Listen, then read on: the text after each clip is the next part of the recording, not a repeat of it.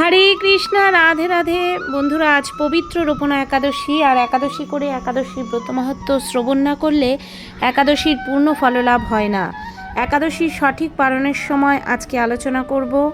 একাদশী করে যেমন ব্রত মাহাত্ম্য শুনতে হয়, তেমনি একাদশী করেও একাদশীর পালন সঠিক সময় না করলে একাদশীর ফললাভ হয় না। তাই একাদশীর পালন অবশ্যই সঠিক টাইমে করুন। রাধে রাধে। একাদশীর দিন খুব ভোর ভোর উঠে ভগবানকে অভিষেক করিয়ে নতুন পোশাকে সজ্জিত করিয়ে আরতি হয়ে তারপরে ভগবানকে ফলাহার প্রসাদ দেবেন এবং আপনারাও সেই প্রসাদ দুপুর 12টার পর গ্রহণ করবেন। এবং পরের দিন পালন কিভাবে করবেন যথা সময়ের মধ্যে। এবারে 5টা 22 থেকে 6টা 22-এর মধ্যে পালন। এই টাইমের মধ্যে অবশ্যই পালন করবেন। ভগবানকে অন্নভোগ করে না দিতে পারলেও অবশ্যই করে মহাপ্রসাদ কিংবা পঞ্চশস্য ভগবানকে নিবেদন করে আপনারাও মুখে নিয়ে নেবেন এবং এইভাবে পালন সম্পন্ন করবেন। তারপর ভগবানকে বাল্যভোগ তৈরি করে দিতে পারেন এবং দ্বাদশী ব্রত সম্পন্ন করবেন। বন্ধুরা, আজকে আলোচনা করব পুত্রদা একাদশীর মাহাত্ম্য কী, এই একাদশী করলে কি সুফল পাওয়া যায়। অনেকের মনে প্রশ্ন আছে, পুত্রদা একাদশী করব, তার আগের দিন শ্রাবণের 3য় সোমবার, দুটো উপবাস কি পরপর করা যাবে বা কিভাবেই করব? বন্ধুগণ, এই সমস্ত আলোচনা করব আজকের ভিডিওতে। তার জন্য ভিডিওটি সম্পূর্ণ দেখার অনুরোধ রইল। এবারে একাদশী পড়েছে রবিবারে, মানে রবিবার সারাদিন একাদশী থাকবে। সোমবার ভোরে একাদশী ছেড়ে যাবে এবং দ্বাদশী যুক্ত একাদশী আমরা সোমবারে পালন করব। এক্ষেত্রে একাদশীর দিন সকালবেলা আপনারা স্নান সেরে ফলাহার করে নেবেন এবং একাদশীর পরের দিন একসাথে দুটো পালন করবেন। যারা সোমবারে সম্পূর্ণ নির্জলা উপবাস থাকবেন না, সন্ধ্যের পর উপবাস ভঙ্গ করেন, তারা স্বাভাবিক নিয়মেই মঙ্গলবারে একাদশী রাখবেন এবং বুধবার গিয়ে পালন করবেন। যারা সোমবার দিন 3য় সোমবারে সম্পূর্ণ নির্জলা থেকে উপবাস করেছেন, তারা অবশ্যই মঙ্গলবার দিন একাদশী সকালে ফলাহার গ্রহণ করতে পারেন। কারণ শাস্ত্রে সম্পূর্ণরূপে বারণ রয়েছে পঞ্চশস্য। কোনো রকম পঞ্চশস্যের খাবার এই দিন গ্রহণ করা যাবে না। একাদশীর পরের দিন বুধবার পালনের যে সময়সূচি রয়েছে তার মধ্যে আপনি পালন সম্পন্ন করবেন। এক্ষেত্রে যারা পরপর সোম ও মঙ্গলবার উপবাস করেছেন, দুটি উপবাসের পালনই কিন্তু বুধবার দিন হয়ে যাবে। চলুন বন্ধুরা, পুত্রদা একাদশীর ব্রত মাহাত্ম্য শ্রবণ করি। যে ব্রত মাহাত্ম্য শ্রবণ করলে বাজপেয় যজ্ঞের ফল লাভ করা যায়। শ্রাবণ শুক্লপক্ষের পবিত্র রূপানী একাদশী, সেই একাদশীর ব্রত মাহাত্ম্য শ্রবণ করব। যে একাদশীর ব্রত মাহাত্ম্য শ্রবণ করলে বাজপেয় যজ্ঞের ফল লাভ করা যায়। তবে শুনুন বন্ধুরা, ভক্তি সহকারে শ্রীকৃষ্ণকে স্মরণ করে একাদশীর ব্রত মাহাত্ম্য শ্রবণ করুন। একদিন মহারাজ যুধিষ্ঠির ভগবান শ্রীকৃষ্ণকে জিজ্ঞাসা করলেন, হে প্রভু, শ্রাবণ মাসের শুক্লাপক্ষের একাদশীর নাম কি? কৃপা করে আমাকে বলুন। ভগবান শ্রীকৃষ্ণ যুধিষ্ঠিরকে বললেন, হে মহারাজ, আমি এখন সেই পবিত্র একাদশীর ব্রত কথা বর্ণনা করব। মনোযোগ দিয়ে তা শ্রবণ করুন, যা শোনা মাত্রই বাজপেয় যজ্ঞের ফল লাভ হয়। প্রাচীনকালে দাপর যুগের শুরুতেই মহিজিৎ নামে এক রাজা ছিলেন। তিনি মহিষ্মতি নগরে রাজত্ব করতেন। কিন্তু দুঃখের বিষয় ছিল, এত প্রাচুর্য সম্পত্তি থাকতেও রাজার মনে সুখ ছিল না। কারণ তিনি ছিলেন অপুত্রক। পুত্রহীনের পরলোক ইহলোক কোথাও শান্তি হয় না। এইরূপ চিন্তা করতে করতে বহু দিন কেটে গেল, তবুও রাজা পুত্ররূপ দর্শন করতে পারল না। এই জন্য রাজা নিজেকে দুর্ভাগা মনে করতেন, সদাই চিন্তায় মগ্ন থাকতেন। একদা রাজা একদিন প্রজাদের সামনে গিয়ে বলতে লাগলেন, হে প্রজাবৃন্দ, আমি এই জন্মে তো কোনোদিন পাপ কাজ করিনি, অন্যায়ভাবে আমার রাজকোষ বৃদ্ধি করিনি, ব্রাহ্মণ বা দেবতাদের সম্পদ কখনো গ্রহণ করিনি, বরং প্রজাদের পুত্রের মতো পালন করেছি, ধর্ম অনুযায়ী পৃথিবীর শাসন করেছি, দুষ্ট ব্যক্তিদের যথানুরূপ দণ্ড দিয়েছি, সজ্জন ব্যক্তিদের যথাযোগ্য সম্মান দিয়েছি।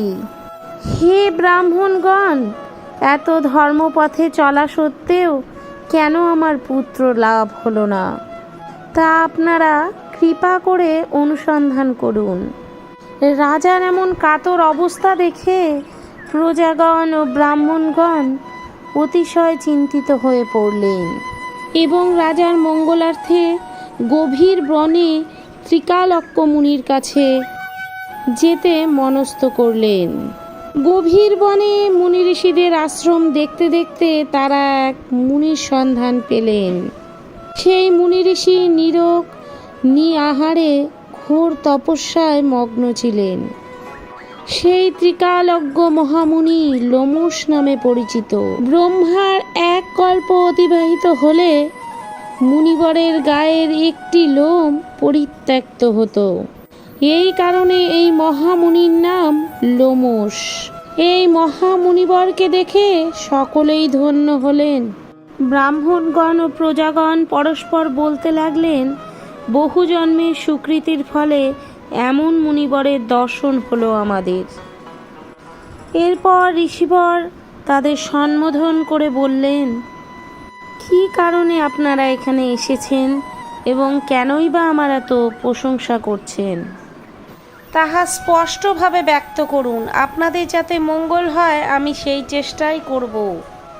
ব্রাহ্মণরা ঋষিবরকে বললেন, হে ঋষিবর, আমরা যে উদ্দেশ্যে এখানে এসেছি সেটি কৃপা করে শুনুন। এই পৃথিবীতে আপনার মতো শ্রেষ্ঠ ব্যক্তি আর কোথাও নেই।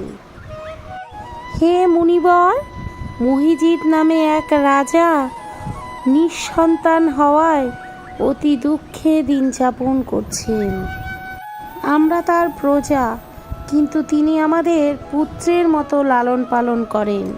কিন্তু তিনি নিঃসন্তান হওয়ায় আমরা সবাই মর্মাহত। তার দুঃখ দূর করতে আমরা এই বনে প্রবেশ করেছি। হে মুনিবর, রাজা যেন পুত্রের মুখ দর্শন করতে পারেন, এ বিষয়ে আপনি কোনো উপায় আমাদের বলে দিন। এই ব্রাহ্মণগণের কথায় মুনিবর কিছুক্ষণের জন্য ধ্যান মগ্ন হলেন। কিছু সময় পর থেকে রাজার পূর্বজন্মের বৃত্তান্ত বলতে লাগলেন। এই রাজা পূর্বজন্মে এক দরিদ্র বৈশ্য ছিলেন। একবার তিনি একটি অন্যায় কার্য করে ফেললেন। ব্যবসা করার জন্য তিনি এক গ্রাম থেকে অন্য গ্রামে যাতায়াত করতেন। এক সময় জ্যৈষ্ঠ মাসের শুক্লপক্ষের দশমীর দিনে কোথাও যাওয়ার পথে তিনি অত্যন্ত তৃষ্ণার্ত হয়ে পড়েন এবং সেই গ্রামের প্রান্তে একটি জলাশয় তিনি দেখতে পান। সেখানে জলপানের জন্য তিনি যান এবং সেইখানে এক গাভী ও তার বাছুর জলপান করছিল। তাদেরকে তাড়িয়ে দিয়ে তিনি নিজেই জলপান করতে লাগলেন। অজান্তে এই পাপকর্মের ফলে তিনি পুত্রসুখ থেকে বঞ্চিত হয়েছেন। তবে পূর্বজন্মের কোনো সুকৃতির ফলে তিনি এমন নিষ্কণ্টক রাজ্য লাভ করেছিলেন। শাস্ত্রে আছে, পূর্ণ দ্বারাই পাপ ক্ষয় হয়।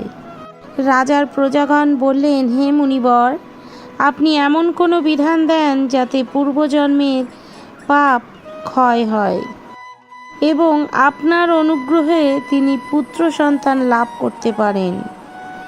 লোমশ মুনি বললেন, শ্রাবণ মাসে শুক্লপক্ষের পবিত্রারোপণী একাদশীর ব্রত অভীষ্ট ফল লাভ করে। আপনারা যথারীতি বিধি অনুসারে তা সকলে মিলে পালন করুন। লোমশ মুনির কথা শুনে প্রজারা আনন্দের সহিত গৃহে প্রত্যাবর্তন করে রাজাকে সমস্ত কথা জানান এবং তারা সকলে মিলে মুনির নির্দেশ অনুসারে এই রোপণা একাদশীর ব্রত পালন করলেন। তাদের সকলের পূর্ণ ফল রাজাকে প্রদান করলেন। সেই পূর্ণ প্রভাবে রাজমহিষী গর্ভবতী হলেন এবং উপযুক্ত সময়ে এক বলিষ্ঠ সর্বাঙ্গ সুন্দর পুত্র সন্তানের জন্ম হল। ভবিষ্যোত্তর পুরাণে এই মাহাত্ম্য বর্ণিত রয়েছে। এই ব্রত মাহাত্ম্য যিনি ভক্তি ভরে শ্রবণ করেন তিনি সকল পাপ থেকে মুক্ত হবেন। এই পবিত্র রোপণী একাদশীর ব্রত যিনি শ্রবণ করবেন কিংবা পাঠ করবেন তিনি কখনো পুত্র সুখ থেকে বঞ্চিত হবেন না। যিনি অপুত্র তিনি পুত্র লাভ করতে পারবেন। ব্রত মাহাত্ম্য শ্রবণ করে এই ব্রত যথা নিয়মে আপনারা সকলে পালন করুন। পঞ্চশস্য বর্জন করে এই একাদশীর ব্রত নিয়ম পালন করুন। একাদশীর ব্রত এই কলিযুগে শ্রেষ্ঠ ব্রত। এই একাদশীর ব্রত 5ই আগস্ট বাংলার 19শে শ্রাবণ মঙ্গলবার পালিত হচ্ছে। এই ব্রত পালন করবার জন্য আগের দিন সংকল্প করুন। দৃঢ়তার সাথে মনকে স্থির করুন, ভগবানের কাছে প্রার্থনা করুন, হে ভগবান, হে গোবিন্দ, আমাকে কৃপা করুন, কৃপা করে আমাকে শক্তি প্রদান করুন, যাতে আগামীকাল একাদশীর ব্রত আমি কঠোর সংযম ও ভক্তির সহকারে করতে পারি। যারা নির্জলা উপবাস করতে পারবেন না তারা ফলমূল খেয়েও উপবাস করতে পারেন। যারা অসুস্থ, যারা ওষুধ খান তারা ওষুধ খেয়েও কিন্তু একাদশীর নিয়ম পালন করতে পারেন। নির্দিষ্ট সময়ের মধ্যেই পঞ্চশস্য ভগবানকে অর্পণ করে নিজেরা গ্রহণ করে আপনার উপবাস ভঙ্গ করবেন। উপবাসের দিন বেশি বেশি করে ভগবানের নাম করবেন, ভাগবত পাঠ করবেন, গীতা পড়বেন। এইভাবেই আপনারা একাদশীর দিনটি অতিবাহিত করবেন। প্রকৃত বিনোদন, প্রকৃত আনন্দ আসবে ভগবানের লীলা শ্রবণ করলে। তাই এই আনন্দ থেকে নিজেকে কখনো বঞ্চিত করবেন না। একাদশীর দিন থেকেই ঝুলন যাত্রা শুরু হচ্ছে। বন্ধুরা, আজ পবিত্র রোপণী একাদশী, অবশ্যই ভক্তি সহকারে একাদশী পালন করুন, ঈশ্বরের নাম গান করুন, যথা সময়ে সময় বিধি মেনে পালন করুন। ঈশ্বর অবশ্যই আপনার সাথে সর্বদা থাকবে। আজকের আমার এই ভিডিওটি সম্পূর্ণ ভক্তিমূলক ভিডিও। যদি আপনাদের ভালো লেগে থাকে অবশ্যই একটি কমেন্ট করে জয় শ্রীকৃষ্ণ লিখে যাবেন। আজকে এখানেই বিদায় নিচ্ছি বন্ধুরা। সবাই ভালো থাকবেন, সুস্থ থাকবেন। আরেকবার কমেন্টে লিখে যাবেন জয় শ্রীকৃষ্ণ।